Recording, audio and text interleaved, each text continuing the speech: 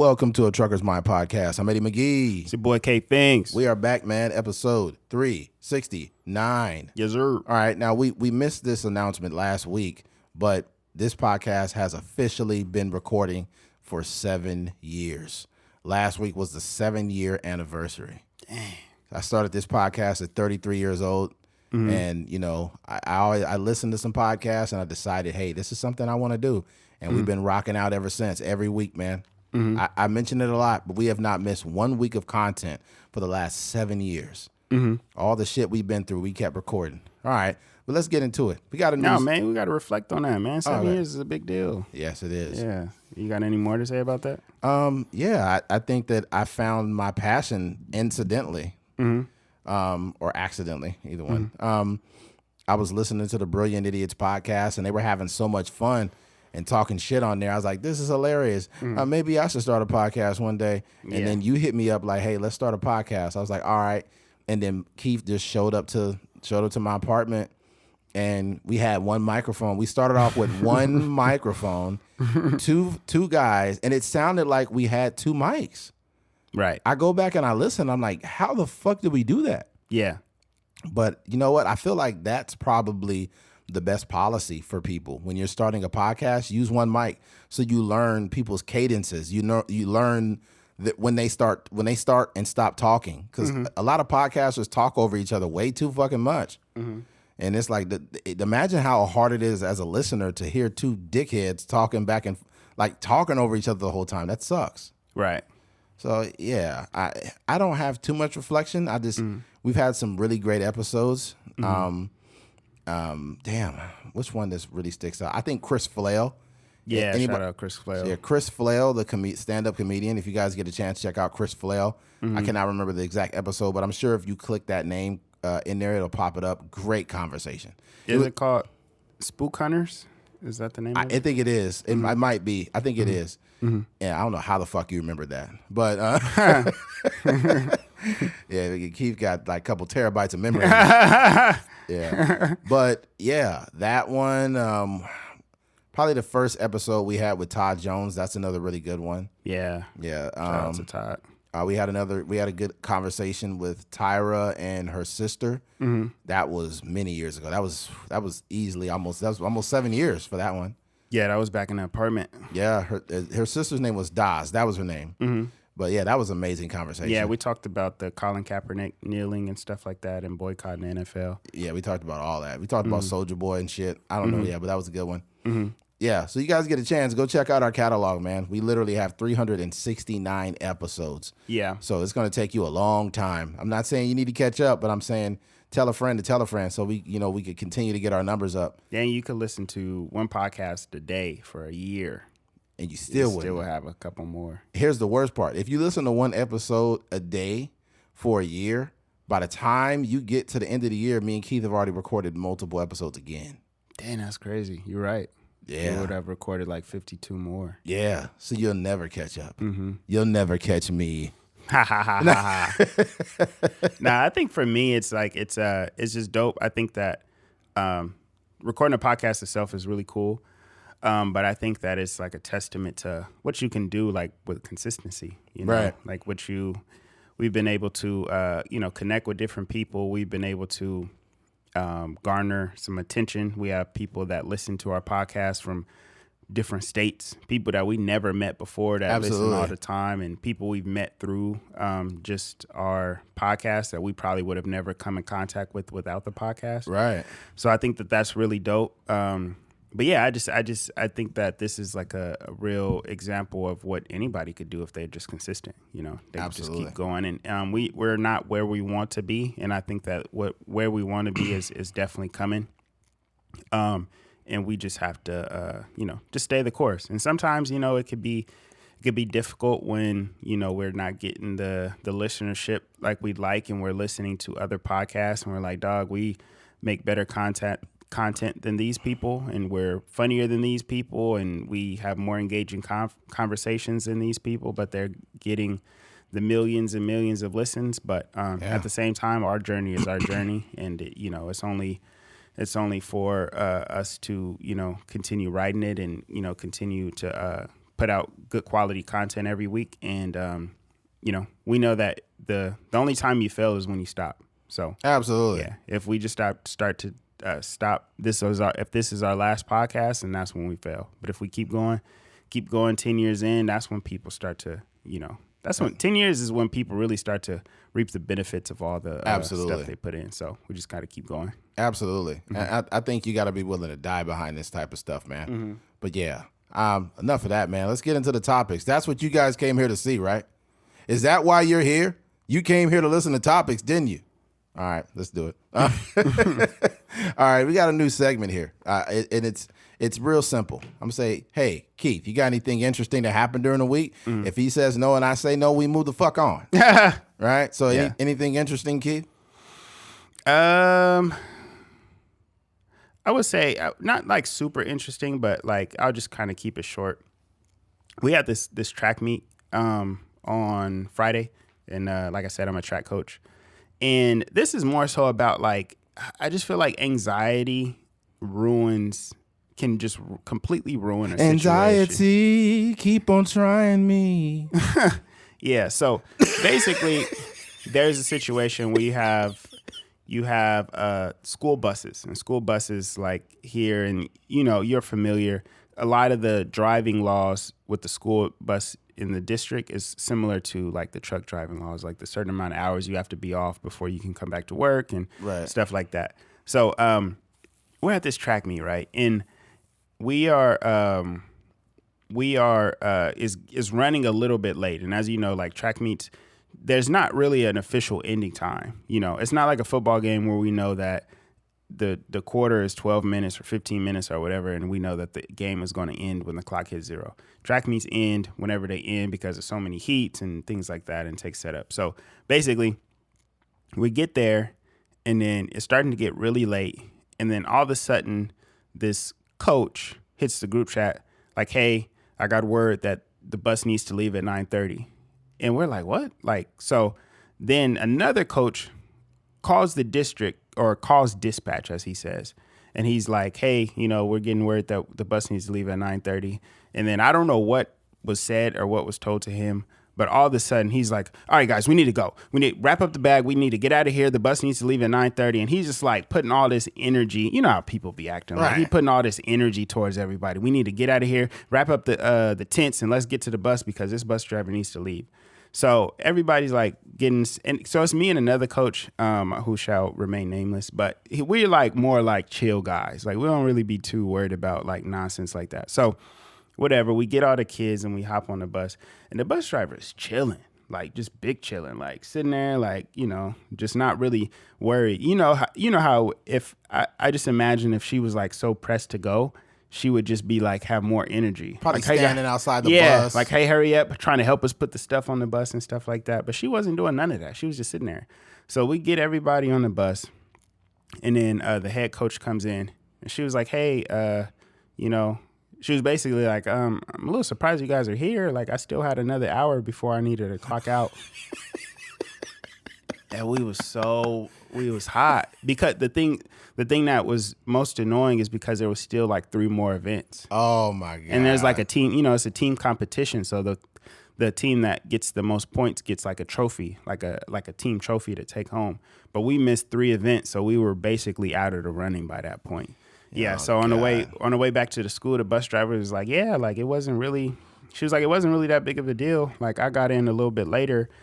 Excuse me. So I didn't have to clock out until 10:30. And she was like, even if I did have to clock out, I just pull the bus over and somebody comes and relieves me. Yeah. You know what I mean? Yeah. Yep. Yeah. And she was like, the lady that I was talking to when you guys hopped on the bus was another bus driver that doesn't have to get off till 2 a.m. Oh, and she's literally here to drive people home. So wow. It was one of those things. Like, me and the head coach, we was so hot, dude, because we was like, all this, like, and the crazy part about it is one of the coaches works for the bus, like he's a bus driver. He's a part-time bus driver. So whatever information or whatever anxiety or whatever happened, it just completely ruined our whole opportunity. The biggest issue that I hear is details. I think whoever he was on the phone with, he didn't ask for details or anything. He just said, hey, everybody wrap it up. Yep. And it's like, nah, man, get details because you're inconveniencing people by making them rush to the fucking bus. That's so dumb. Yeah, it probably was the things like, hey, when does such and such get off? Oh, she gets off at this time. It's like, okay, we need to go then. You know what I mean? Versus like actually understanding the whole dynamics of the situation. So yeah, I think becoming an adult made me realize how many adults don't communicate good with anyone, especially kids. I've seen kids that are better communicators than some adults, man. You know, it's crazy. It's crazy that you say that. And this is something that I've noticed, like, like Project Best. So I'm a part of Project Best or like Black Student Union and stuff. So we have a lot of times like these meetings or conferences or whatever for the high school kids. And so we have one. And what I realized is that a lot of the Black women that are like the leaders of the Project Best, like at the district and stuff like that, they just have like a very strong tone talking to these young Black males. Like, for example, this is what happened. So we're at this little conference, and usually they'll have like food for the kids. So we had like a little break in between like our sessions that we were talking and stuff. And they brought in like the sandwiches, and you could see like them physically bringing in the food, and we weren't doing anything. So kids just started to line up like, oh, dang, it must be lunchtime. Like, let's go over there and grab some food. And then one of the ladies, she was like, nah, sit down. Go sit down. And I'm just like, that's just unnecessary. Like, why are you talking so aggressively to these young kids? Like, they didn't do anything wrong. They just assumed, maybe assumed incorrectly. Who's that, a fucking lunch lady or what? No. It's just somebody that works with Project Best. Oh, okay. Okay. I was like, what the fuck? Yeah. So there were people that were bringing in because they provided lunch for the kids. Got it. Yeah, but one of the staff members at the thing, like, but she always does this. Like, anytime like there's something that the kids are doing, like she just speaks so aggressively, and it's not even like they're doing anything wrong. Like it's usually like just basic stuff. Like, y'all need to stop talking right now. Just be quiet. Stop talking. And it's just like, you got to understand something though. Some people aren't happy unless they're miserable. Some people's natural state is to be a dickhead. I've noticed that, and it's kind of hard for people to wrap their minds around it. Like, why would anybody be happy while they're mad? But that's the only time they find peace. Yeah. It's comfortable. It's comfortable to be mad and bent out of shape all the fucking time for some people. And it's like, hey man, look here. Life is I won't say life is too short. Like, we don't know when we're gonna die. Right. So would it kill you to be nice? Yeah. I remember I was getting a certification out there in Long Beach, and I had made it like 15 minutes before the facility closed down to get a sticker on the truck. And the lady was like, what do you want today? Like, what do you want? I was like, I'm here to get a like an eco sticker, I guess they called it. And she was like, all right, like, just line up. I was like, where do I line up? You line up over there. I told her, I said, hey, this is my first time here. She's like, all right, just line up over there. And then when she came back out, what I told her, I said, hey, you having a long day, huh? She's like, I'm almost out of here. I was like, hey, well, I'll be out of your way soon, you know. Remember you told that lady at Walmart you told her to find a new job or something like that? It wasn't. No, I think it was at the laundromat. No, you told me at Walmart. It was a situation at Walmart where somebody, I forgot what they said or what they did, but she was probably being angry towards I don't remember what exactly happened, but I've had a couple run-ins. Yeah, I told her, I was like, I understand you're having a bad day, but that's no excuse to take it out on customers, man. Yeah. You need to find a new job. I probably told her that. Yeah. Yeah, because even when, like, I've worked with customer service and I've had very horrible things happen. Yeah. And I still was respectful. But I don't want to bore you guys with that shit. You came here to listen to a podcast. So, anything interesting for Eddie this week? I would say yes. I went to the Dodger game yesterday. They got the shit beat out of them. 16-0, right? They got killed, right? Killed. It was atrocious. They could do shit on defense, offense, anything, right? And I'll wrap this up quick, but it's so fucked up that it was 11-0 when I went out to my car. I said, hey, it was the 8th inning. I said, this shit's over. Let me get to the car and get out before the traffic gets bad, right? On the way to my car, I bullshit you not, Keith. On the way to my car, the Cubs scored 5 fucking runs. Yeah, see, now I was like, because you texted me the score, and then I looked at the final score. I was like, it's 16-0. I was walking to my car. Yeah. And they scored 5 more runs on the way to my car. I'm like, oh my God, this is terrible. Yeah. But there was a situation. I was having a seat there. I had some really good seats. And there was a couple next to me that happened to be a lesbian couple, which is not very, it's not like pertinent information, but it kind of goes with what's going on. So I'm talking baseball to the girl next to me, just strictly baseball, nothing serious. Mm-hmm. And her partner, like as I'm talking to her, we're like, yeah, Conforto made a play right there. Hopefully he could, keep doing that. And she's like, yeah, sometimes they got to get him out of there. And then her girlfriend reached around, pulled her close, and started kissing her on her neck as me and her were having a conversation. Mm-hmm. And I was like, what the fuck is going on? So I just stopped talking to her. That's like soft porn. Yeah, she's rubbing on her, kissing on her neck, and playing with her hair. And I'm like, what's going on? Am I like a threat or something? Mm-hmm. Like, first of all, I'll eat both of y'all out. Okay? Oh, dang. All right, I would do a factory reset on both of y'all. Do you want a factory reset or what? I slide into both of y'all third bases. Oh,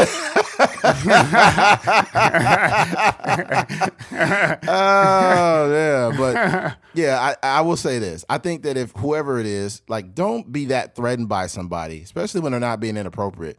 Give your partner the freedom to have conversations with people. That's just stupid. Mm-hmm. I wasn't trying to flirt with her. I wasn't doing anything. We were just talking baseball, and her girlfriend must have thought I was a threat.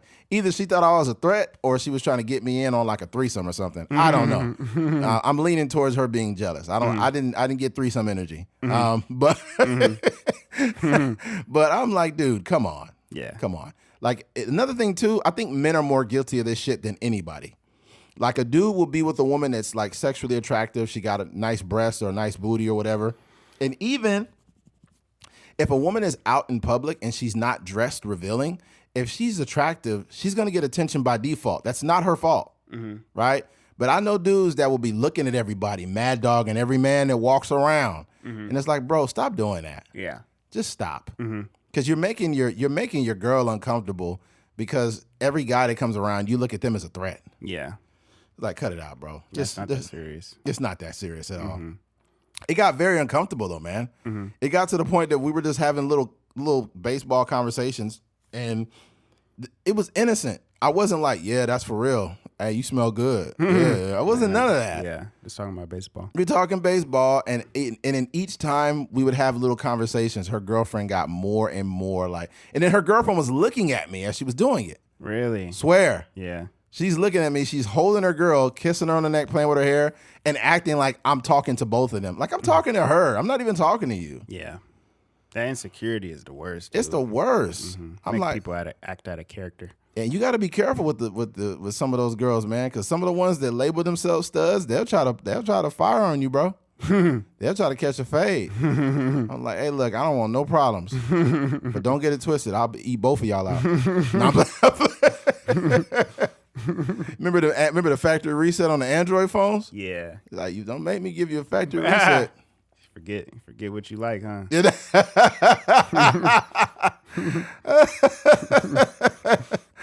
Oh man, yeah.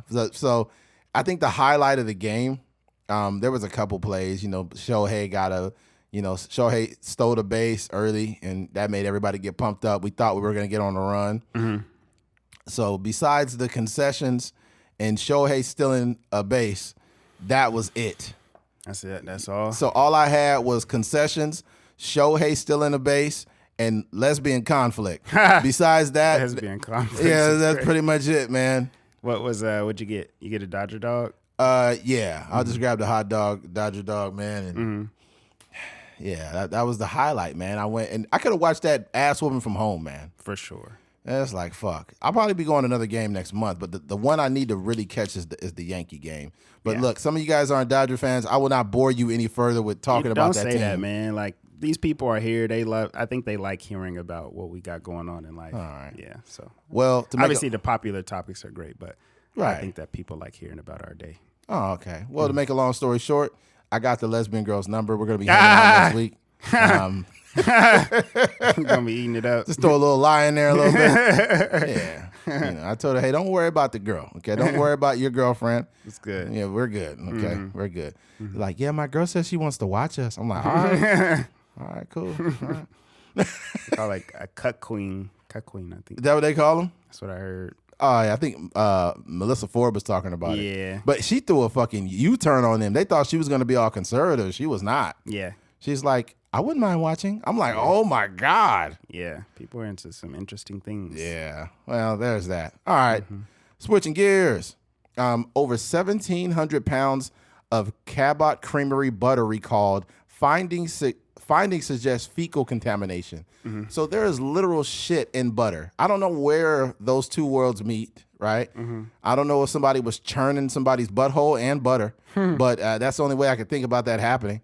All right, it's very strange. The FDA allows too much shit. Let me go ahead and read this article here. A recall has been issued for Cabot Creamery butter in 7 states as the product has elevated levels of bacteria that suggest fecal contamination was found. Elevated levels of coliform were found in the butter's 8-ounce extra creamy premium butter. Damn, extra creamy, huh? Is that what it is? Sea salted products, U.S. Food and Drug Administration documents show. The recall covers 189 cases of the product, totaling over 1,700 pounds of butter. Cabot Creamery said in an email to USA Today Wednesday that only 17 packages of the recalled butter were sold at retail. So it's somebody eating shit at home right now. God dang. They're making food and they're like, this shit good. And there's literal shit in it. So I guess like from a literal sense, they're right. It's just literal shit in it. All right. Agrimark has identified the cause and has taken the appropriate internal actions to address it. No other products were affected, Cabot Creamery parent company Agrimark said in a statement. Okay, hold on. It says they have identified the cause. Then what is the cause? Can you guys disclose that? That's ridiculous. The recall was probably a transient. Probably a homeless dude like, yeah. Ooh, a butter plant. I've always wanted to go inside of there. Let me dig in my butt first. Like, what the fuck? It's doo-doo, baby. No, so a security guard walks in late at night and he sees it. He's like, hey, it's a homeless dude in the butter factory. Call the police. And it's too late. He already infected the whole fucking bucket of butter. It's probably getting churned in L.A. too, like downtown L.A. Oh, yeah, that's bad. Just the L.A. downtown air is bad enough. Yeah, the doo-doo sandwiches. There's enough fecal matter in the air in L.A. to contaminate anything. I'm sure I've eaten a taco with shit in it before.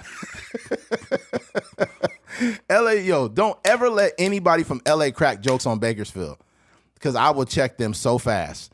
LA's downtown area is the worst. Skid Row is the worst out there. There is literal shit on the sidewalks. There are people shitting and pissing all in broad daylight. It's nasty. Like me and Keith had went out there years ago to go to Andrew Schultz's show, but before we went out there, we went to go get some products and like some hats and some merch. And we walked by the police station downtown, and there was literal like shit on the sidewalk. Keith said you seen somebody mid shit, like they were busting open shit like on the sidewalk. And then no lie, bro, I swear to you, no lie, my right hand, dude, there was literally there was 2 pieces of Wonder Bread with a big turd in it. There was a literal shit sandwich in front of the downtown Los Angeles police station. Keith, can you co-sign that? Yeah. You the one that think you seen it first. Yeah. Doo-doo on the bread. Somebody shit on a piece of bread and just put it on the sidewalk. I have never seen that shit. Only in LA would you see a doo-doo sandwich in front of the police station. And then when we walked by the police station to get to the store we were going, there was a dude that looked like a fucking caveman, like a real caveman, like a Neanderthal. He was asleep in a box. Now, first of all, let me be clear. I say this with complete empathy. Yes, there's a satire behind it because you gotta laugh in order to not cry about this shit, bro. But the guy was sleeping in a box with no drawers on, so he was just butt naked, and his feet was black, like he was running on coals, bro, like hot coals. And I'm like, dude, LA is out of control, bro. Yeah. It is out of control. LA is so out of control, they have cleaning crews that come. I think we seen them that day. Yeah, they were out there cleaning up. They have like a hazmat team. They get out with their arms and shit covered up, and then they have the homeless camp people move, and then they spray the sidewalks down with like a cleaner just to get all the fucking residue and shit and piss up and whatever drugs they got in the sidewalk. Yeah. And I'm like, dude, man, dude, red. These homeless that we're seeing in Bakersfield, like the spike of homeless, they're not from Bakersfield at all. They are definitely from Los Angeles. Because I've seen some, I don't know if you guys have noticed this, but when you're going across the freeway, sometimes you see people running across the freeway with no shoes on. Like, that's LA energy. Yeah. Like, Bakersfield homeless ain't never been that bad.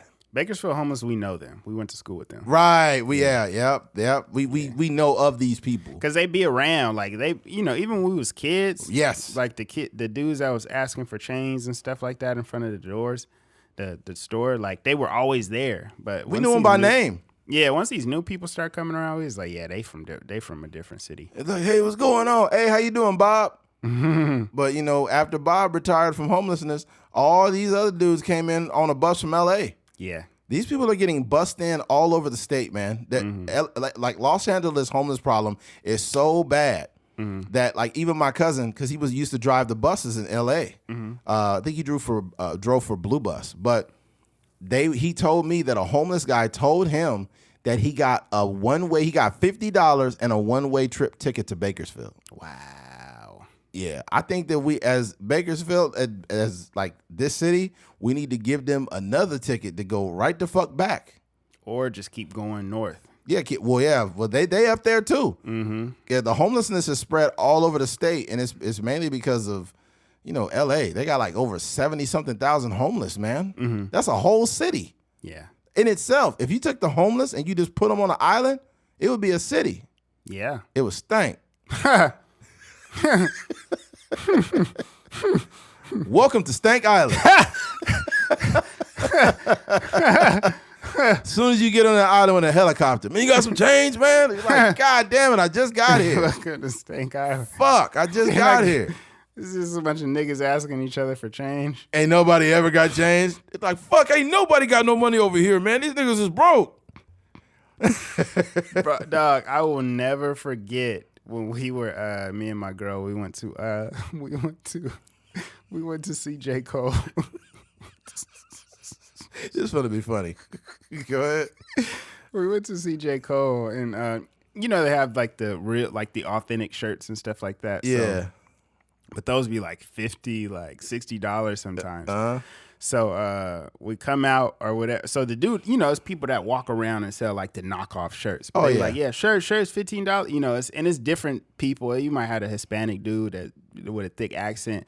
But there was one dude, like a black dude. So before the concert, he was like, he was selling shirts, and then the concert be like 2.5, 3 hours. So when we come out of the concert, the nigga's still around, like he's still around selling shirts.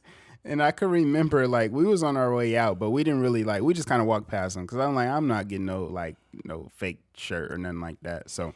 Sometimes they'd be cool, but like I'm not, not at the concert. I'm not gonna buy no knockoff T-shirt. Yeah. So basically, the dude asked a couple people, and so he walked up on him and he was like, "Hey, you guys want a shirt?" And it was like, "How much?" And he was like, $20. I was like, no, thank you." And then he walked up on like 2 more people, and he like walked up like, "Yo, you guys, what's up? You want a shirt? You want a shirt? $20, $20." I was like, "Nah, no, thank you." He was like, "Man, these niggas is broke out here," and then he just walked out. He just walked into the abyss. He just walked into a shadow and disappeared. Niggas ain't got no money. I'm like, you the one hustling T-shirts. Like, niggas done spent $300. I don't mind buying fake stuff if it's dope. Yeah. Like if I like it. Like this hat is a knockoff. Yeah. I bought this hat yesterday before I went into the Dodger game. Yeah. $20. That's clean. Yeah. So it's like if it's dope merch that they make, then I'll buy it. But if it's just looking cheap, I'm not buying that shit. Yeah, it just looked like they just ripped a picture off the internet and threw it on the shirt. Man, one dude was like, "Dodger hats, get your Dodger hats, Dodger hats," and then the logo was crooked as a motherfucker. Yes, those are the ones you just got to stay away from. I like, man, that shit got salsa on it, man. I'm not buying that hat. You got stains on it already, man. I'm not buying that. Dodger hats. Get your Dodger hats. Somebody wore this already. Yeah. you open, you pull the hat and smell it. You be like, man, this hat smell like it was homeless. Yeah, man. But there's that. I don't know how the fuck we got into this conversation. But it's the Cabot Creamery. Yeah. That's where we're at. Yeah, I think we're allowing too much bullshit in our food, man. The FDA allows it. I think the FDA allows a certain amount of fecal matter in your food. So let me proof check that. We've got internet. So let me look at that. Yeah. FDA fecal matter. All right, the FDA, Food and Drug Administration, approves a variety of materials for food contact, primarily focusing on plastics, but also including metal, ceramics, and glass. Common FDA-approved plastics include, okay, that doesn't matter. Among other additional stainless steel, glass, ceramics, okay, no. Oh, God, no. Get to the meat and potatoes. Fecal matter. We going for the gusto here. All right. The FDA approves fecal. Here it is. The FDA approves fecal microbiota products for specific medical uses, not for food contact. The two currently approved. Okay, well, they're saying that they don't. That's weird. Let me see. Amount of fecal matter allowed in food. Let's try this shit again. Oh, now they got zero tolerance. The USDA and FDA have a zero tolerance policy for fecal matter in food, meaning no amount is allowed. However, some food products may contain trace amounts of fecal matter due to unavoidable contamination during processing. The FDA's official position is that any amount of human waste is unacceptable in food. But at the same time, they acknowledge that it is. What do you mean? So this is what they said. I'll read it. This is what it says. It has a zero tolerance policy for fecal matter in food, meaning no amount is allowed. However, some food products may contain trace amounts of fecal matter due to unavoidable contamination during processing. So they know that there's dookie in our food. They fucking knew it. Man, imagine eating a sandwich, but you're eating about 12% ass. You have no idea why that's happening. Yeah, that's a Skid Row sandwich. Oh my God. They don't mind it. All right. I wonder if somebody picked up that bread. Like, nigga, I'm hungry. They just dusted off the doo-doo. I don't know. I think it was clearly shit. Yeah. Like we seen it. We were like, oh my God. They just ate around the doo-doo though. They made it like a Uncrustable.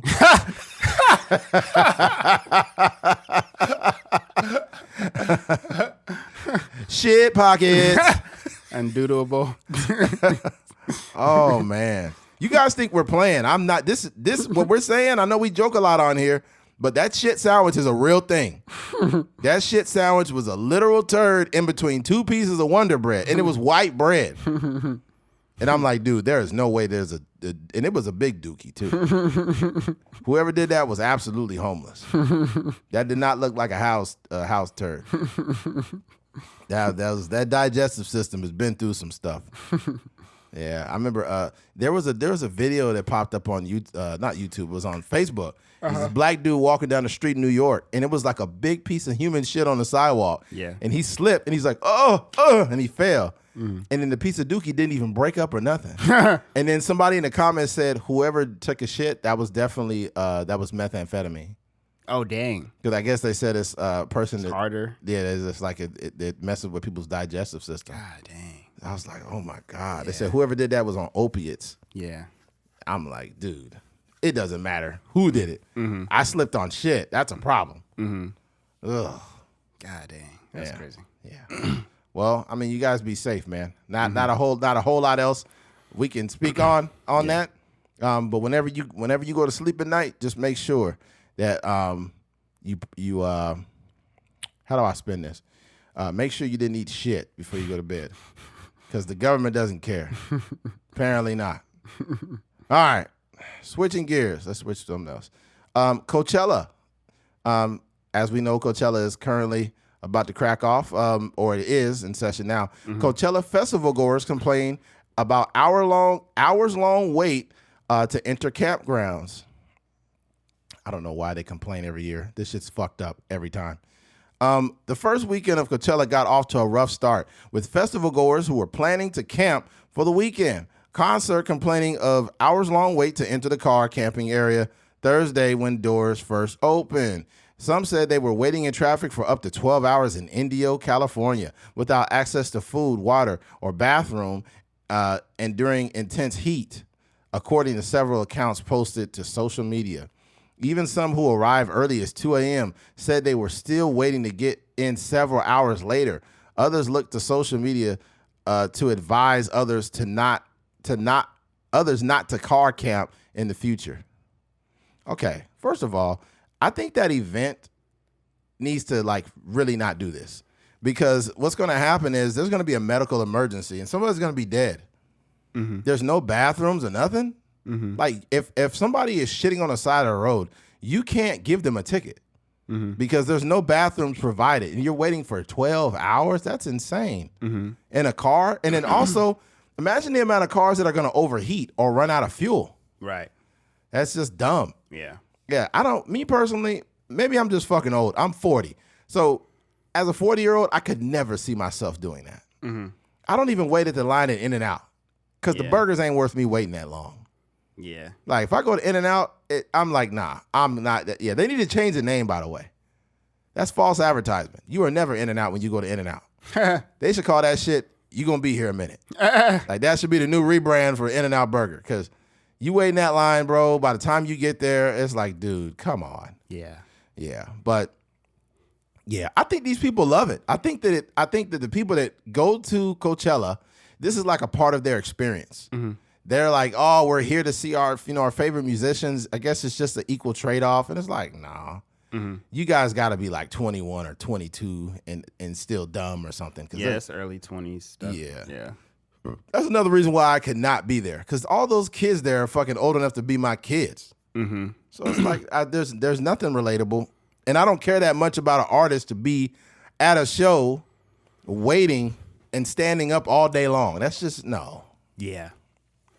Yeah, I thought about going when I was in my 20s sometime. I thought it would be like a cool experience. It just depends on the artists that are there. I think that Coachella is dope because you get to see like artists on the come up. Like if you see a lot of the artists during the day, you see like pretty much every major artist has made their way on that festival stage. And some, perform like during the day where they had like a 15-minute set. And then later on, they were able to perform, like the headliner of the weekend and stuff like that.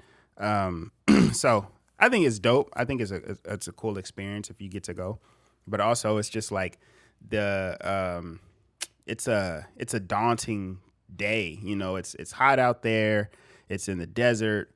It's spring right now, so the weather is crazy. The weather, damn. The weather. This nigga sound like a 4-year-old. And then the what do you call it? And it gets really cold at night. So it's just I would imagine it's just not the best experience. And you outside, it's just for me personally at my age, I'm more willing to go to the concert, like specifically for the artist that I like, pay the ticket and then just go inside the arena or something like that. Yeah. That's it. As far outside of that, no. Yeah. I think the last concert we obviously went together with was the Childish Gambino one. Yeah, that was dope. That was in 2018. That's when we first started the podcast. If you guys go back, it's in December of 2018. It's called Gambino Christmas. And we did like a whole podcast about that concert. Show. Yeah. And it was super dope. That was a super dope experience. But the vendors were garbage. Oh my God. It was like 2 tacos for like $12 or something crazy. It was 3 for $12. 3 for $12. And the tacos had no condiments or nothing. It was also like a LA taco. It wasn't like a real traditional Mexican taco. It was like, I don't know. I wouldn't call that an LA taco. That was a bullshit taco, period. LA meaning like it wasn't like, it just didn't have like that authentic feel to it. Right. It just was like you know, LA, they like to add like their own holistic weird stuff to it. So yeah, Holistic? What you mean? Like what? Like it had like freaking like there's nothing in it. No, they had like vegetables and stuff that went with it. It just wasn't fire. That's all I was saying. It definitely wasn't fire. You said holistic? I ain't never heard of holistic tacos before. Yeah, they just had different vegetables. Like it was like untraditional vegetables that they put on top of it. But yeah, it just wasn't fire. He's like, why is there sauerkraut on my tacos? Yeah, what the fuck is stuff this like shit? that. Yeah, like why is there relish on my taco? I don't want this crap, man. Like, man. And then the other, like the salsas is just, I'm like, dude, this is ridiculous. Yeah. Nobody's paying for this shit. Could save that. But yeah, Coachella. This is like first world problems. This is people waiting in line. It's not really the. We've been waiting for a shower for like 5 hours, and we're just waiting here, and we don't know what's going on. It's like, have you not paid attention to like all the Coachella events? This is how it works. Yeah. Like, they don't give a fuck. They just take your money and they make you, because you dumb enough to do it every year. Mm-hmm. They know that there's a bunch of young, dumb people that are going to show up and spend all their money, right? And what's wild, too, is we live in an economy where people are like, we can't afford groceries. We can't afford eggs. And there's also people like, hey, let's go to Coachella. Mm-hmm. Right? Yeah, they got the payment plans and stuff, though. That's right. Yeah, I think they started doing that. I don't know if they still do it, but I know that they did it before. Imagine paying interest for go to fucking concert. Dang. I think what's going to happen is the economy is going to get so bad that everything is going to be in payments. They're already doing it with DoorDash right now. Mm-hmm. We talked about that. Mm-hmm. Like, if you got to split your burger into 4 payments, nigga, something's wrong. You know, like, let me pay for my big. Imagine going to your freaking your bank account and you're looking at like payments, installment, and imagine they start putting interest on your burger. That's crazy, dog. You get like 10%. It's actually like, in some cases, it's a good idea. Like, even if you got the money and you don't want to spend $500 like in one whop, you just want to do it like, you know, over the course of the next few checks. Like, it just saves you so much money. But at the same time, like, if you can't afford to go somewhere, you probably shouldn't go nowhere. Can you imagine paying for prostitution and payments? That'd be fire. There's like, I can only give you 25% pussy right now. You only get 25% pussy. Getting some head on Klarna. And 4 clean installments. Oh, it's supposed to be 15 minutes. You're getting 5-minute sessions. You got to pay $30 a piece. Yeah, this is absolutely a joke. But that's where we're headed, man. Yeah. Instead of you know what's going to happen to with eggs? They're going to start selling eggs by the 6s, not by the dozen. Yeah. You're going to start seeing 6 packs of eggs. Watch. Just because it's cheaper or what? I don't know. Maybe that's the case. But, you know, we come from a weird time. Like, I think as an elder millennial, I remember back in the day, whenever you played a prank on somebody, you would egg people's car or egg their house. But now people are fighting in the store for eggs. That is how drastic the price has risen for eggs. Yeah. You can't really waste like stuff like that no more. Like even toilet paper. Yes, like these are toilet paper. Yeah, toilet paper people's houses. House and stuff. Not no more. Not no more. You got to wipe your ass now. Yeah. Now, if you do toilet paper somebody's house, you're gonna take all the paper down after the prank. After the prank, after it's over, he's just gonna roll it back. You're gonna roll it back up and wipe your ass with it.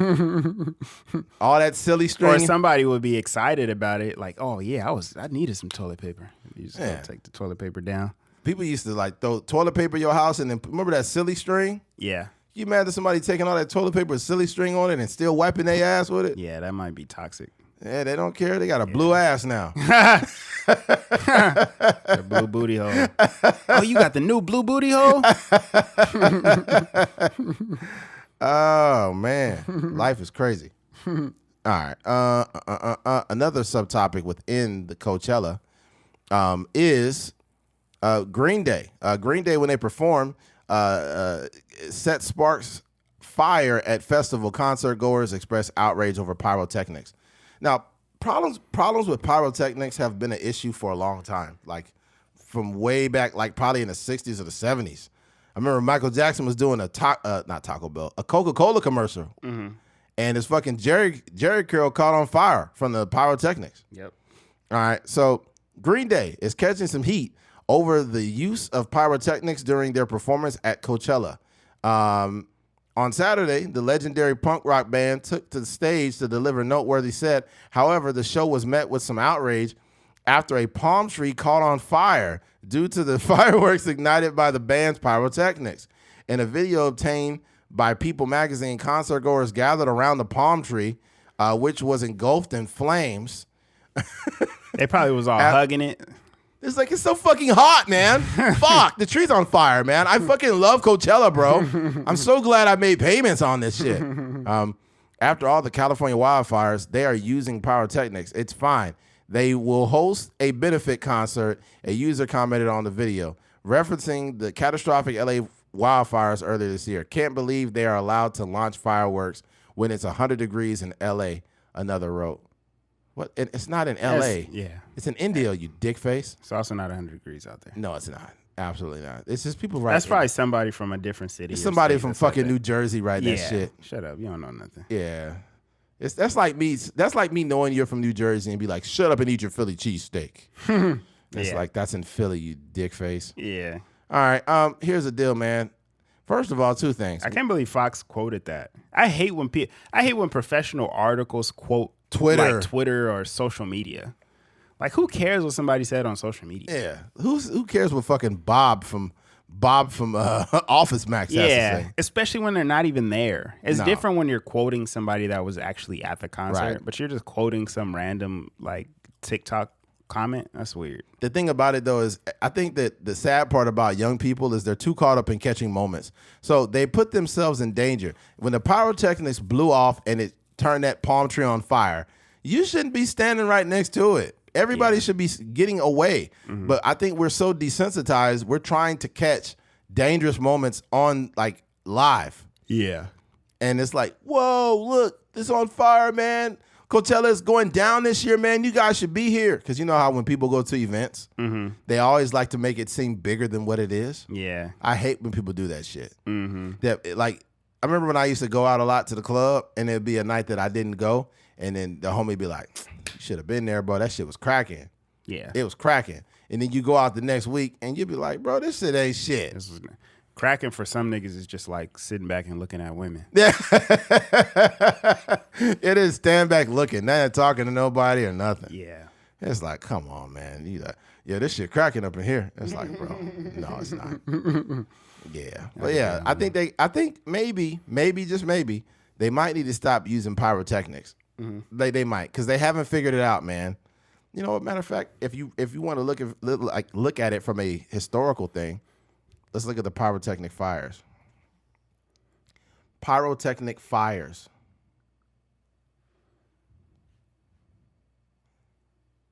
Okay. Pyrotechnic fires refer to fires started by exacerbated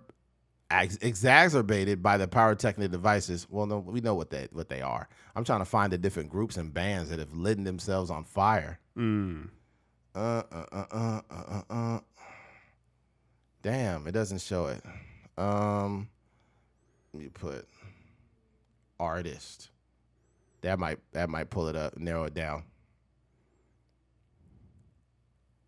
Okay. Damn, it's showing the dude that started it. Dude's name is Joseph Stella. I guess he's the one that started created pyrotechnics. Yeah. Dang, it's no artist showing there.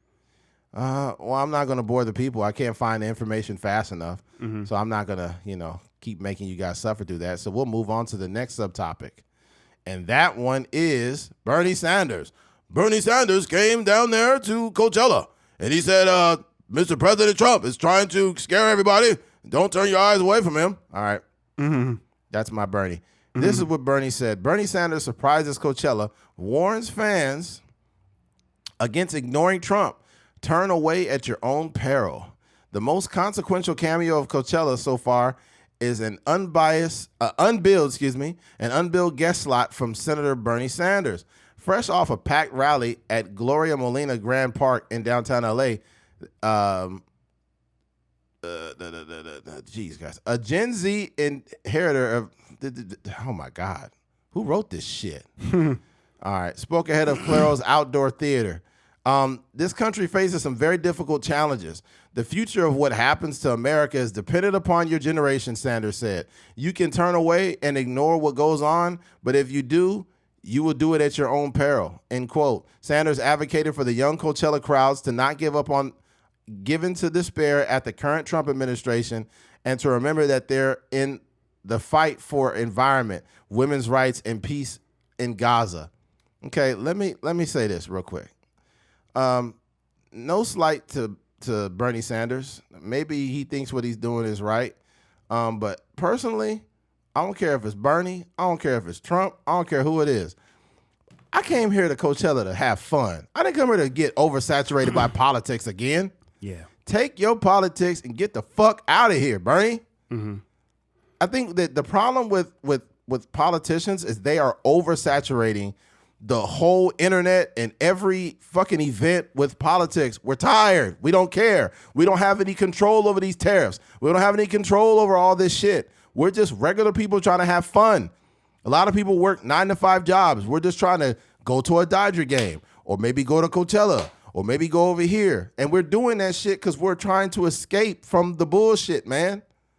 So just go back to CNN or Fox or whatever and just do that over there. Mm-hmm. Like, if I'm going to Coachella, that ain't got shit to do with politics. Yeah. I don't want to hear that shit no more. Yeah. You hear it enough on Instagram and Twitter and the news. It's like, bro, Bernie, if you don't get your big penguin looking ass the fuck up out of here. I think for me, it would be different if it was like time to vote. You know what I mean? Right. Like if Coachella happens and then we like a month or so away from actually voting for the new president or something like that. But I just don't understand why you just popping out now just to like keep the conversation going. You know what I mean? Like we can't do nothing now. If Donald Trump signs some executive order to do whatever with tariffs, or and nothing we can do him about and that. Elon Musk do something with the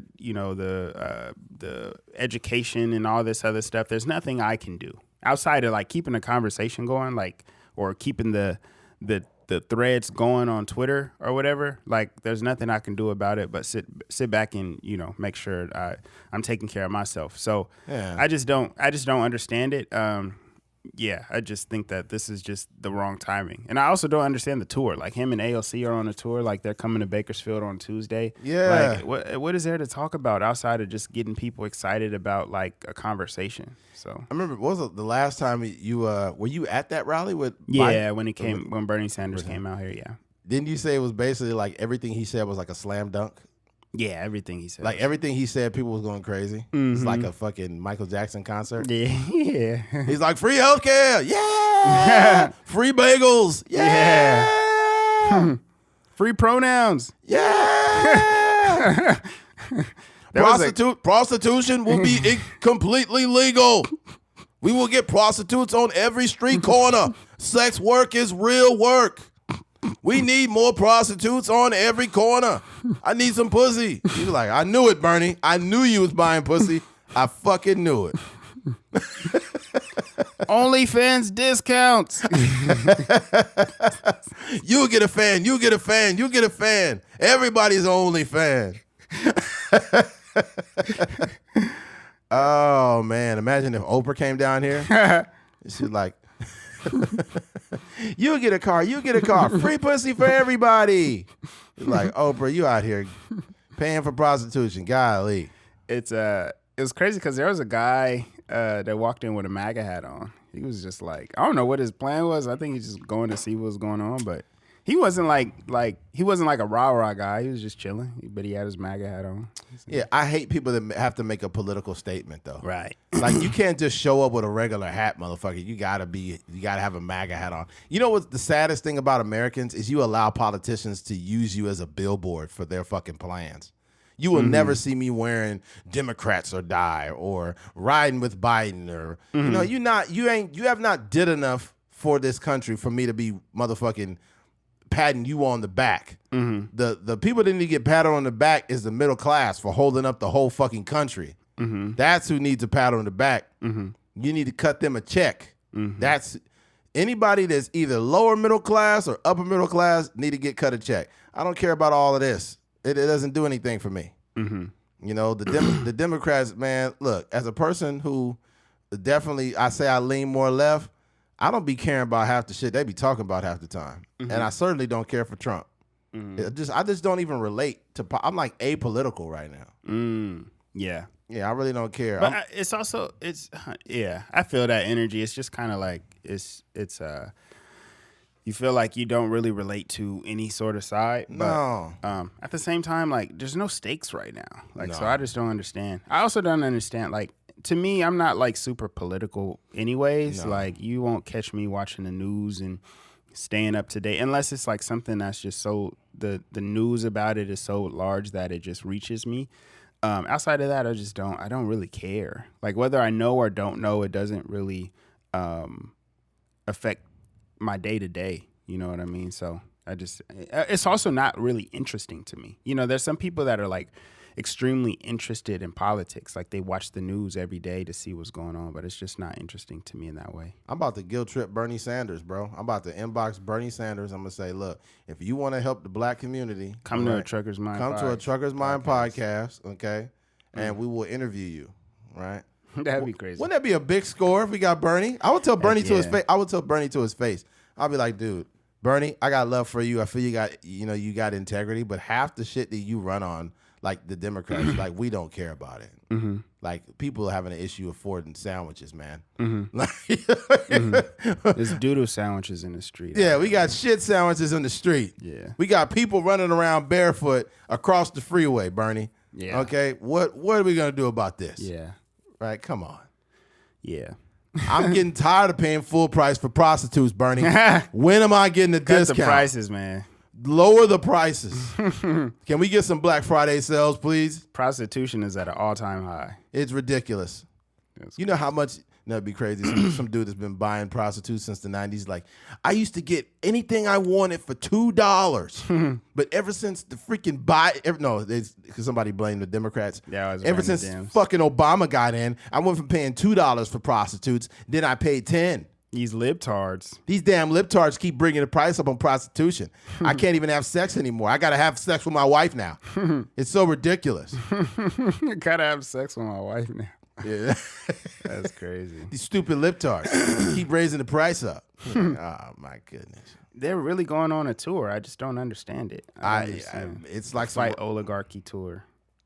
You're not going to fight oligarchy by going on tour. It's too late. It's over. The only thing that I would say is maybe she's ramping up to run for president. I think she is. Yeah. I think she is. AOC definitely. She's getting down in front of it. Mm-hmm. But the problem is with AOC, if she don't got a good running mate, she gonna get smoked. Yeah. Straight up. She got to have somebody strong. She run like a real grassroots campaign, though. I think she does. You know, I think she could make some noise. Because even they had that documentary about her whenever she was running for office in New York. And she was just like, she was getting it out the mud, showing up, you know, talking to people on the street. Stuff she was. Like that. Yeah. All right, so even though sometimes AOC could be off her rocker at times, I think that she's probably has the most organic following. Yeah. So if she runs, she got to run with somebody strong. You can't get nobody that's on the same bullshit. The Democrats will never win again until they actually do a rebrand. Because that's the only reason why Trump got in is because of that fucking last administration. I don't think so, though. Because it's whether I hear that people say that. Like, I hear Charlamagne talking about that all the time. Like, they don't have good messaging. It's just like, dog, it doesn't matter. It's always going to flip-flop. We're going to have some Republicans for a little bit. We may have like 2 in a row at most, and then it's going to flip over. And then people are going to get tired of the Democrats, and then it's going to go back to the other side. So Democrats could run like terrible campaigns for the next however many years or have like not so good candidates. Still going to get in there? Somebody's still going to win just because people, by the time Trump's 4 years are up, we're going to be so tired of, you know, the Republicans that they're not going to vote. I don't imagine 2 Republicans are going to win in a row. Yeah. So. I think... I don't know, man, because I know the reason why Biden won the last time is because of Trump's his ineptitude with dealing with COVID. Mm-hmm. Like, people was dying and shit, and people was sick and hospitalized, and we didn't have. I just think that the way he dealt with that is why he didn't get reelected. Mm-hmm. I think that if COVID never happened, Trump would have got reelected. Think so? I think so. If COVID would have never happened, Trump would have got reelected. But they seen how unglued he was, and then they caught him on audio like, is there somebody coughing? Who was coughing in here? Like, as a person that said it was a hoax, now you scared that the motherfucker's coughing in the same room as you.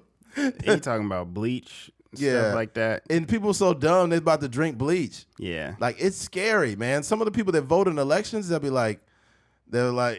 they really think about drinking bleach. Mm-hmm. You got to be careful with your messaging. Yeah, you can't say stuff like that. Yeah. I'm trying to see. What are you looking for?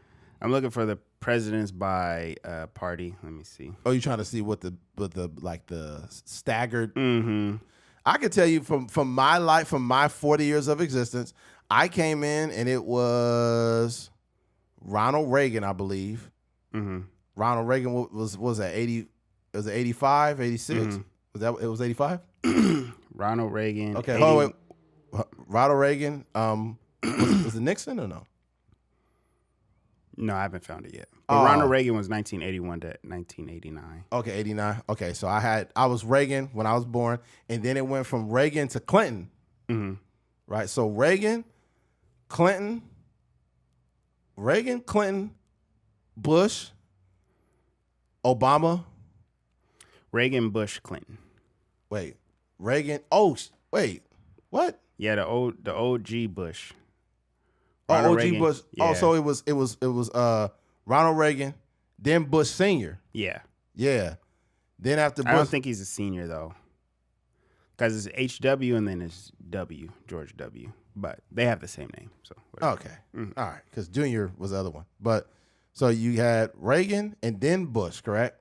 The dad. Yeah. Then you had fucking Clinton. Mm-hmm. Then you had Bush again, but the son. Mm-hmm. Then you had Obama. Then you had Trump. Then you had Biden. Then you got Trump again. So in my 40 years, I've had 8 presidents now. Yeah. So I'm going to just show like the last, since 1923, we have Calvin Coolidge. You got a Republican, then Herbert Hoover, Republican, Franklin D. Roosevelt, Democrat. FDR. Harry S. Truman, Democrat. Eisenhower, Republican. Kennedy, Democrat. Lyndon B. Johnson, Democrat. Nixon, Republican. Ford, Republican. Carter, Democrat. Reagan, Republican. Bush, Republican. Clinton, Democrat. Bush, Republican. Obama, Democrat. Trump, Republican. And then Biden, Democrat. So that just shows you like, there's no version of it where like Republicans gonna win 6, 7, Democrat, 8 times. It's just like that's just kind of how it goes. People just get tired, and get exhausted, and we need a third party. We need niggercrats. Oh dang! We need all the real niggas come to the niggercrat party. Then Boosie should be the president. He should. That'd be crazy. Yeah. All the real niggas come over here. Got me loose as a goose. We not accepting no gays. He like, I trust what he say on Breakfast Club? Fucking Boosie's crazy. Boosie's like, I ain't got no problem with gays. They don't even steal like that. Oh, Boosie is crazy, man. Oh, man. You could tell there are some people that get very uncomfortable around those kind of conversations. Even his struggle with his relationship with his daughter is just like very telling. Oh, his daughter's lesbian, right? Mm-hmm. Yeah, he was saying something on there. Yeah. He's like at first, I didn't know my daughter was gay, man. It took me a long time to come around that, man. He's like, I think his daughter is like 20 something. Mm-hmm. Yeah, I think they've been going. I think she was saying something on social media, but yeah, I think their relationship is definitely different because of that. They got the same flat top now. Dang. Oh, the Boosie fade.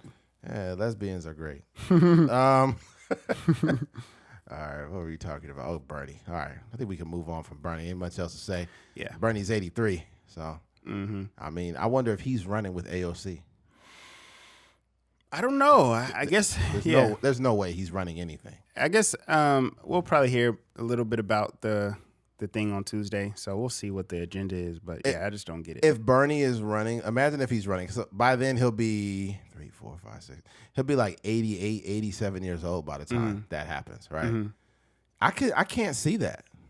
No, he's not doing that. Yeah, like I'm proud to be your vice president. I'm proud. A VP would be okay though. I think as long as you're not president. Nah, not at all. Not at all. I think. Yeah, I don't know. Yeah. He's like, we're gonna make sure that we make BBLs only $25 and make them affordable for everybody that needs a BBL. We want a country where BBLs can thrive in this economy. Like, damn. You giving away, government giving away fake asses? Damn. All right, switching gears. A grave mistake. Video captures pallbearers plunge into the burial hole in Philadelphia. Can you imagine? That's a good headline right there. What? That's some quality writing. Yeah. Video captures pallbearers plunge. No, I'm talking about the grave mistake. Oh, yeah, the grave mistake. Mm-hmm. Absolutely. It's definitely a punchline. Philadelphia. A grieving family is speaking out after pallbearers fell into the grave while carrying the casket of their loved one in North Philly. The platform of the burial site collapsed right from under their feet. The pallbearers were carrying Benjamin Aviles to his final resting spot last Friday. As they began to lay down the casket, video shows the platform above the burial site collapse and send men plunging into the burial hole. It was just a horrible incident that happened at a bad moment, said Aviles' stepdaughter, Maribel Rodriguez. Rodriguez said the men who plunged into the hole all suffered injuries, mostly to their legs and back. Aviles' son suffered the worst of it. The casket lay on top of him, and he was out like a light with his face in the mud, she said.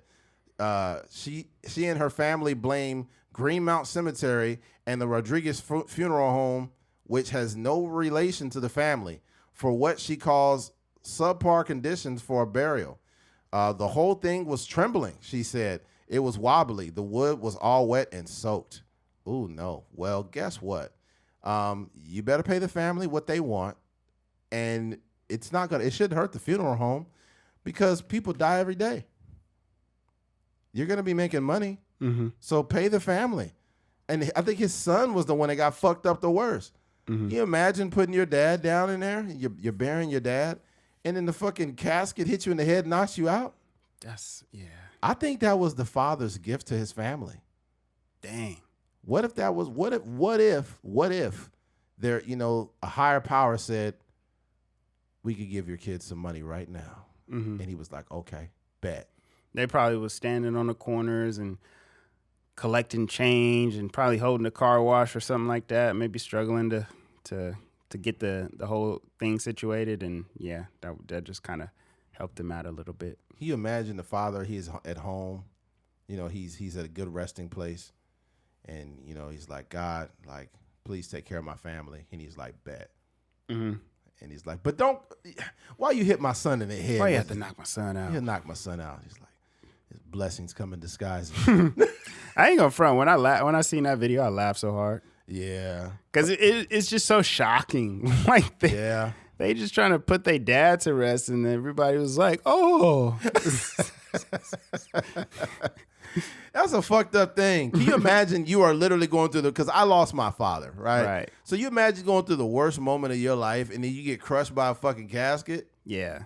Oh, man. Yeah. If I got hit by the casket, I'm like, because you're not going to think about that. It's just like you're getting crushed by a casket. You'd be like, man, get this nigga off of me, man. Yeah.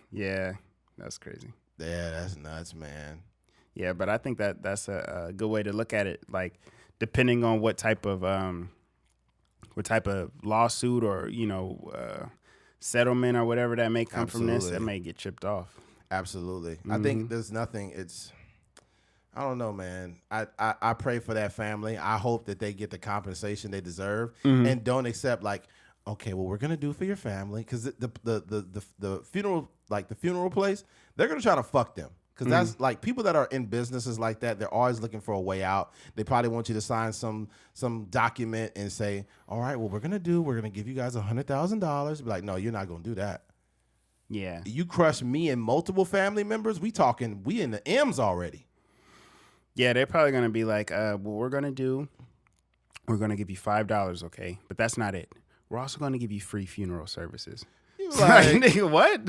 Like, I mean, if I'm gonna be dead, I can't enjoy that fucking funeral, you dickhead. Give me a check. Give me a check. Oh man, that sucks. They probably try to be like, for anybody that will be going through any, they will, like, we literally have it in the books. We've written off all the funeral costs. It will cost you $0. You will have the top. So basically, this is what they're telling you. We're not going to pay you a dime because we already have people that prepare these caskets. It's like, I don't want free funerals, nigga. Get out of here. I'm trying to get some money so my family can live their best life right now. While they living, they can enjoy it. I want my uncle, my cousin, my wife, my sister. We about to retire. Yeah. You know, we about to be having cigarettes for the rest of our lives. Free cigarettes. Yeah. Yo, cigarettes is a nasty habit, dog. For sure. Oh, man, my neighbors be smoking cigarettes. That shit, ugh. In the house? Yeah, or outside? Even outside, it doesn't matter. The cigarettes find a way to penetrate. Like, if I have my window open just to get some air and the cigarettes come in, I'll be like, ugh. Yeah, that's the worst. That is definitely the worst. Yeah, my neighbors be smoking weed and cigarettes. Yeah. I'm like, bro, how much fucking smoke do you need? People be addicted, dog. They do. Not that I realized. I was telling your brother, I didn't realize like Indian people be smoking hella weed. I didn't know that. And he was like, "You ain't never seen Harold and Kumar?" And I was like, I never applied that stereotype. Yeah, but they be smoking out there. Yeah, I'm like, damn. These the people that they got the food. They work at the food spot. Yeah, I ain't gonna get the name of the place. But they be jamming though. Yeah. I came home from work real late. They was still up. Dang. It's like, meet me on the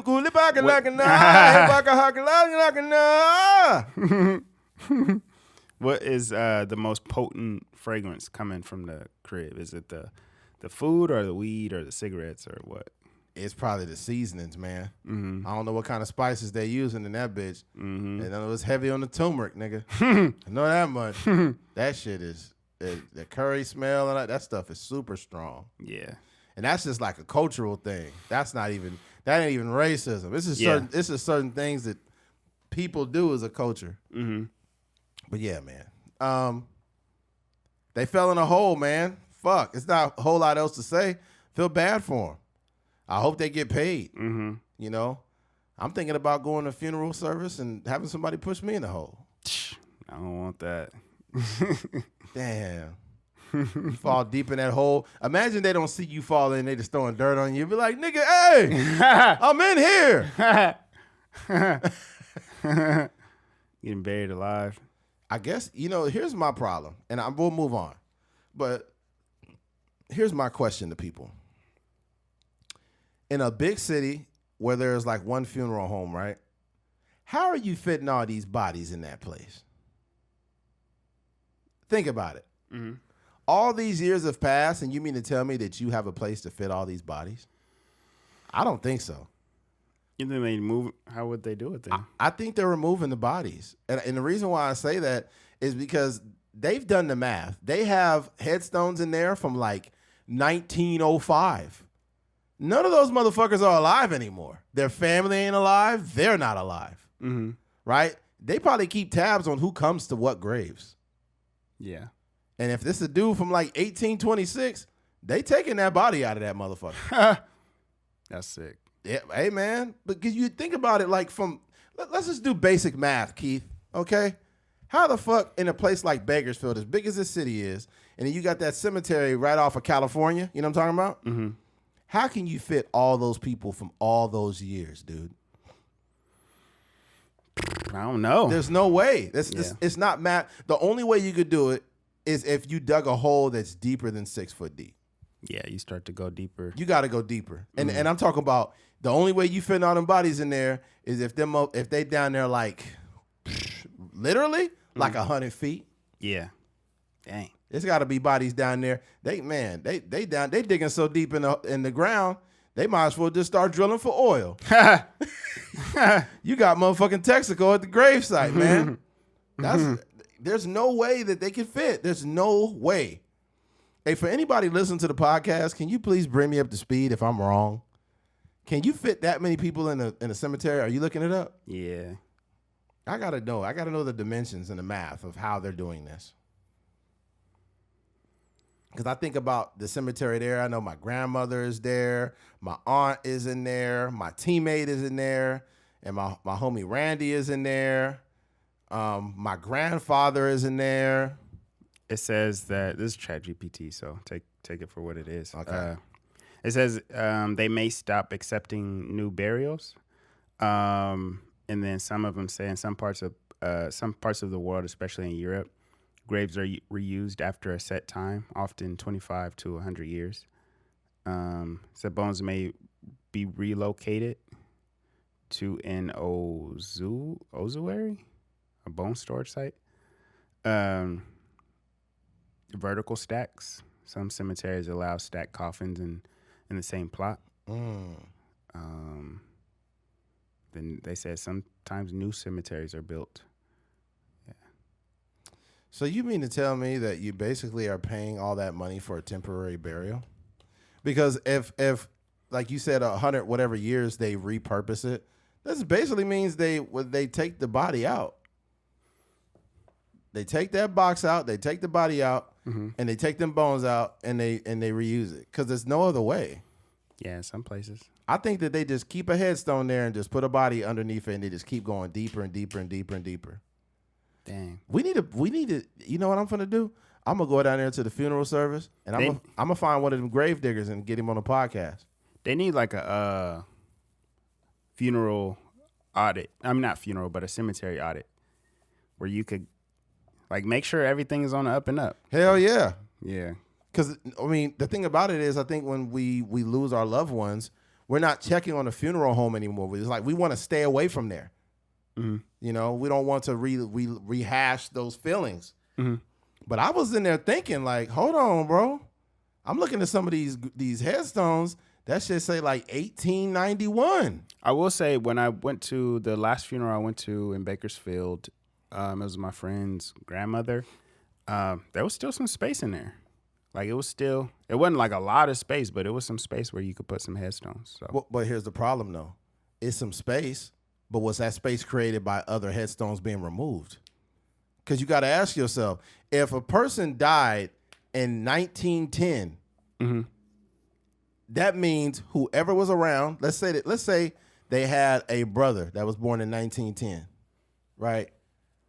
And that means that person's well over 100 years old. Yeah. Like way, way, way over 100. They dead. Yeah. So they did, dude, they got basic math. They're like, oh, they dead. Pull that headstone out of there. Yeah, I mean, it's possible. I'm just saying it was some land that still could be used in there to bury some people if they needed to. I hope they doing things on the up and up, because if not, they deserve what they get. Like they digging one day and the vampire like, hey, what you doing? You deserve that vampire, nigga. You taking people out the ground. Yeah. Dang. Yeah, that's crazy. Yeah, and the thing too that's crazy about, like, it's not environmental. Like the way people are buried is not very environmental at all. Mm-hmm. Digging holes and throwing people in it is not. It's not good. Yeah, it's just a tradition that we've kind of grown accustomed to. Yeah, I guess it's a tradition, or is it just a money grab?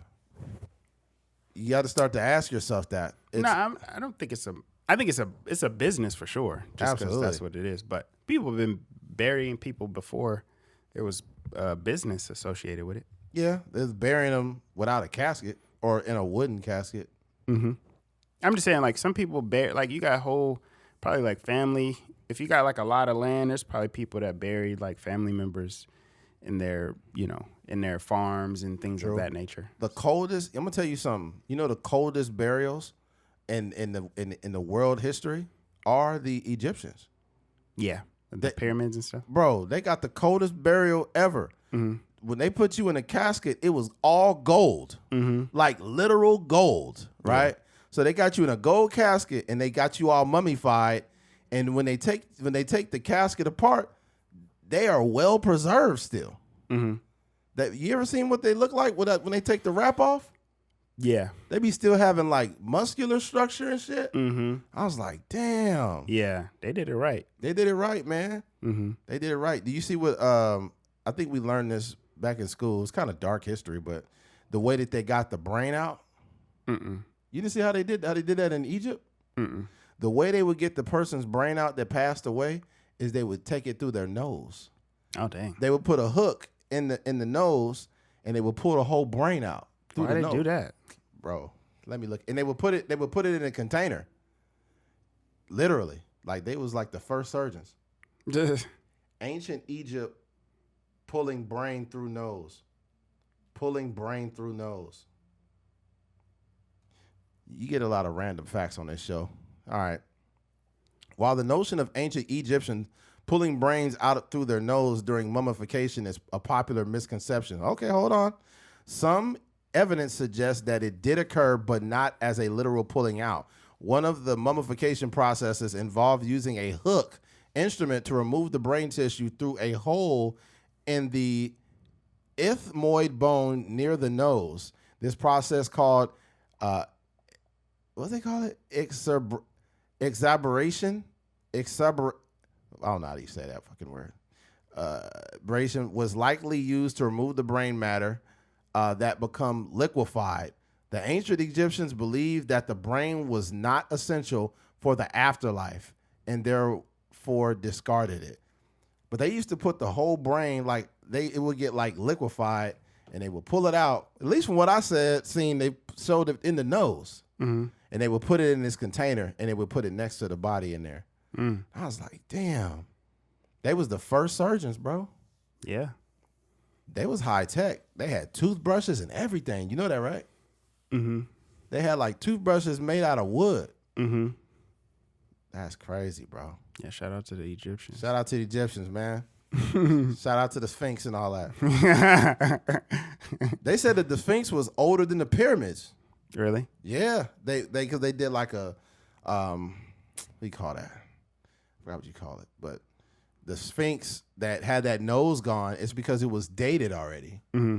Yeah. I don't want to get into this whole conversation of how the pyramids were made, but like, bro, you can't tell me slaves built that motherfucker all the way to the top like that.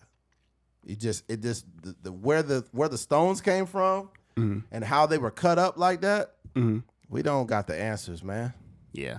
We don't got it. But all right, let's move on, man. All right. First college football holdout. So for those that aren't familiar with what a holdout is, it's usually when a professional athlete will pause their services until their contractual demands are met. And ever since college football over the last few years has had their name and likeness deal, which is basically considered, they call it NIL, but it's name and likeness, right? You're able to make a whole lot of money. And this college player is holding out. So it says Tennessee's coach Josh Heupel opens up about schools. Nico Lamalavela. What the fuck is his name? Hold on. Lamaleva. Okay. Lamaleva became football's first holdout of NIL era when he was a no-show at practice on Friday, trying to negotiate a better payment. Tensions and uncertainty quickly escalated between the sides, and Tennessee removed Lamaleva from its roster before Saturday's spring game.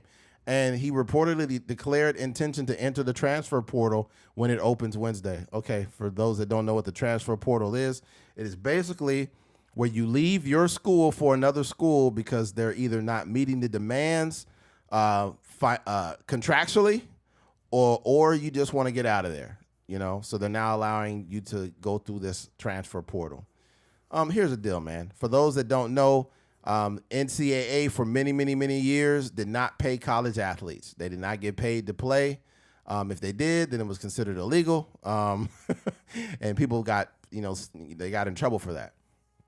But ever since these NIL deals, we're seeing a lot of student athletes are, what the fuck is going on? You hear that horn? Mm-hmm. What's wrong with people? Why would you hold your horn that long? I don't know. God, Transients. Stop fucking up. Transients ain't got no car. I'm talking about they might be walking across the street. They was like, oh. Some dude was screaming. Some dude woke the neighborhood up this morning. I swear to God. Mm-hmm. He's like, I don't want to do that. I don't want to do that. I'm like, oh my God, dude, are you fucking serious? I'm like, whoever you're talking to, can you please get the fuck out of here? But no, this guy's holding out. Not a whole lot to this story. Just the fact that we're watching college sports change forever. We're going to see a lot of players swapping and going to different schools. It's not going to be tradition anymore. It's not going to kill the game, but they're going to have to find a way to make these guys stay at these schools, man. Yeah. This is the thing, like, when we, the college football that we grew up, there was always this conversation, like, guys like Reggie Bush and Matt Leinart and Brady Quinn, like, these guys were, like, such huge figures in college football that they deserve to make some sort of money. And now we're here.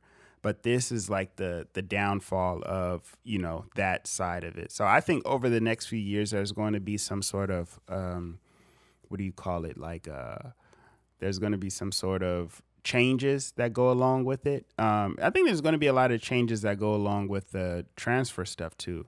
Because these kids there's people that are like, they've been to like 4 schools, And back in the day, before you used to be able to transfer, you used to have to sit out a whole year.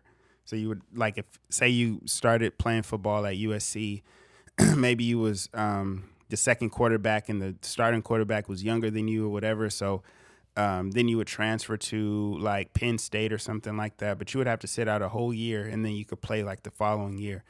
So you lose like a year of eligibility basically. But now, like with the transfer portal where kids are like transferring after one season or after, something they don't like, I just think it just kind of adds another element to the game that just is just, I don't know, it's just too, I think it's too much. It's too business minded for like, I think like a collegiate sport.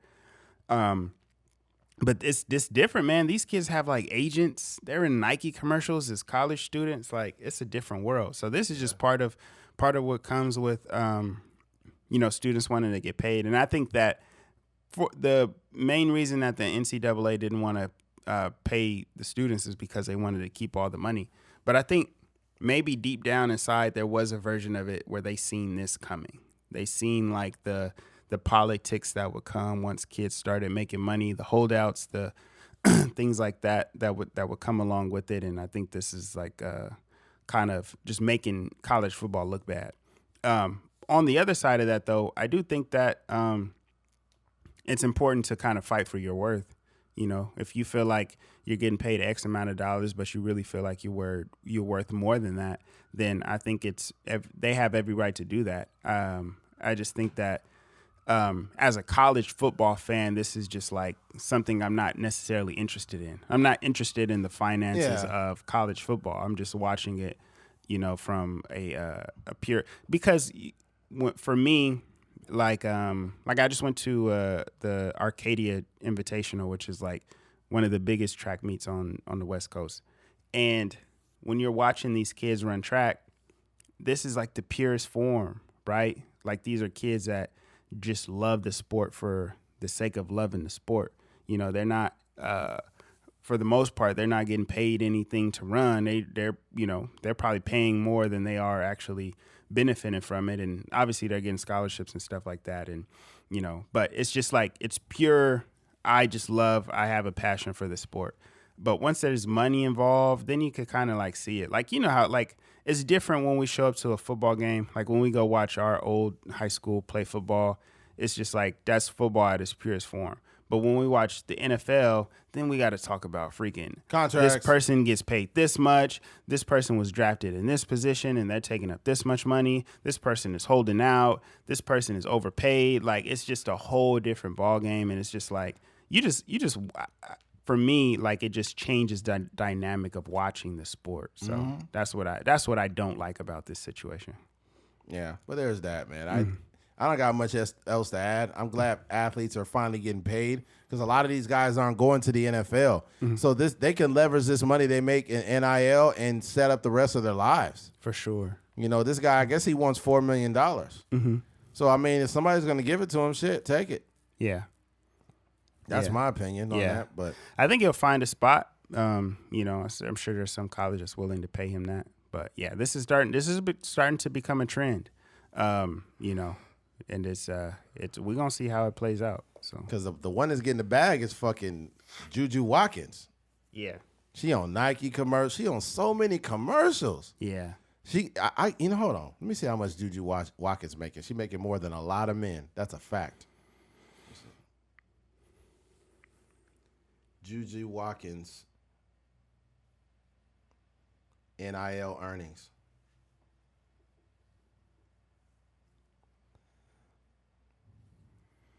This is not accurate. There's no way.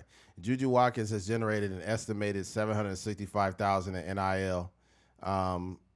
She has earnings through her deals with over 20 companies, according to one. This places are among the top earning college athletes. She is making more than that, my guy. She got Nike and all these other ones, and she's at least making no less than probably $4 million. I say she's at least $3 to $4 million. She is getting you a bag, dude. Yeah, there's another website that says USC's Juju Watkins lands major March Madness NIL deal nearing $1 million valuation. Damn, and that's for just one deal? It says USC Trojan star guard Juju Watkins is adding another NIL deal to her portfolio. Watkins is joining Mondelez in their March Madness campaign. So that's what it sounds like is $1 million on top of whatever she already making. Yeah. God damn. Whoo, man. I'm so happy. Like, here's the thing. Like, a lot of women talk about not getting, because they haven't been treated right in sports. But now this is different. Mm-hmm. Now they getting real money. Mm-hmm. And the WNBA needs to catch up. Mm-hmm. They need to catch up now. They need to do it now. I think that they need more investors in the WNBA because it's about to go crazy. Because right now what's happening, they got Paige Becker's about to go in the draft and Anisha Williams and all these different really good players. Mm-hmm. So I think what's her name? Oh my goodness, what's the girl that is at TCU? I'm not sure. Paige, not Paige Becker's. Haley Van Lith. Mm-hmm. Haley Van Lith about to go into the draft too. Mm-hmm. This is gonna be a big year for women's, not only college hoops but WNBA. Yeah, I'm gonna hit the games next month, bro. Let me know if you're trying to roll. WNBA. Yeah. Yeah, probably not. Ah, man, this guy. Keith doesn't support women, man. He doesn't support women. There's some good hoops though, man. I think especially I might slide. This would be a good time because Kelsey Plum is there now. That's like last year when me and my sister went, it was some poverty basketball, man. It was not good basketball, man. But they got rid of that coach. They got a new backcourt in there, so it's gonna be solid. Yeah. And then Cameron Brink will be back. So this will be. Well, she won't probably be back at the beginning of the season, but we'll see. Yeah. Let's go ahead and wrap this thing up, man. Well, actually, we got one more we could talk about. Do you want to talk about that, or is it necessary? Nah,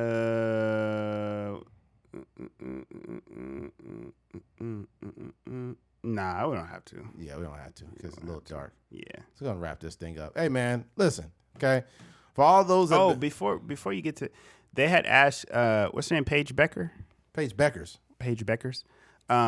They had asked her like a interesting question about like Kobe and Gigi and stuff like that, and they were just like, it was a crazy moment because I think that was in 2020. Mm-hmm. So that she was 13 years old, so she would have been like possibly like a freshman, and they kind of asked, I don't remember exactly what they asked her, but they asked her something about like her potentially being on the team and stuff like that. And I know she just kind of was saying like she felt like they were watching over, the team as they were winning the championship. But it was just crazy to think that like, dang, Gigi would have been like a college freshman right now. Yeah. Crazy. Yeah. So man. Yeah, I think that Kobe would have been leading the herd of women's basketball. Yeah. Because he obviously had his daughter playing. Mm-hmm. And, his oldest daughter, she doesn't play, but she's tall as fuck. Mm-hmm. His daughter got to be like 6 foot something. Yeah. Like 6'2" or something. Yeah. I thought she was playing like volleyball for a minute. I think she was. Yeah. I don't know. Yeah, she's up there. Yeah. But maybe the little baby is the one that might be. Yeah, I think she's hooping. I think she was training. Mm-hmm. But yeah, man. All right. Yeah. Well, I was gonna tell you, man. For all those that have been rocking with us, man, for 7 years, we genuinely appreciate it, dude. We genuinely do. This is a long process. This is what I want to do. This is like legitimately what my plans are for my life, is to get on a microphone. And, you know, we're not gonna win the battle every time. You know, we might be having topics that you may not always be interested in, or we might say things that you don't always agree with. Just know that we're speaking from our hearts, whether it's from satire or if it's something that we are passionate about. That's who we are. We're speaking from our hearts on this podcast, even with some of the lesbian jokes. Well, if you made it to the end of this episode, we genuinely appreciate you. Thank you for listening to a Trucker's Mind podcast. I'm Eddie McGee. It's your boy K Bings. We are out of here. Peace.